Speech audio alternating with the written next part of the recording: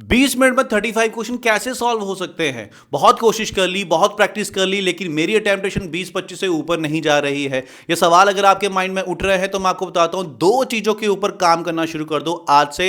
अगर आप 30 से ऊपर अपनी अटेम्प्टेशन लेकर जाना चाहते हो, एग्जामिनर की सोच को समझो। जो प्री एग्जाम होता है वो एग्जामिनर आपकी कैलकुलेशन और आपकी स्पीड चेक करने के लिए डालता है, तभी तो वो एग्जाम का लेवल इतना ईजी रखता है। अगर ईजी है तो हर कोई कर लेगा, लेकिन निकलेगा उसका जिसकी स्पीड अच्छी होगी।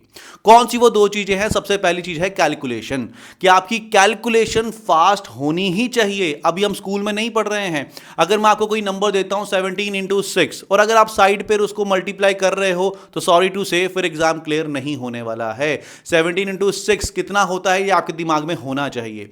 अगर मैं आपसे पूछूं 3 इंटू 2 तो आप जट से आंसर दोगे 6, क्योंकि दिमाग में छप चुका है।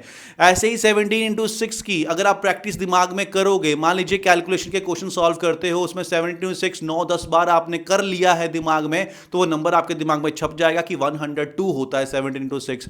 करना क्या है इसके लिए? डेली 10 सिंप्लीफिकेशन के क्वेश्चन बिना पेन के सॉल्व करने हैं। आपने कोशिश करनी है बिना पेन के मैं उस क्वेश्चन को सॉल्व करूं, अपने दिमाग को जितना ज्यादा हो सके उतना ज्यादा चलाऊं।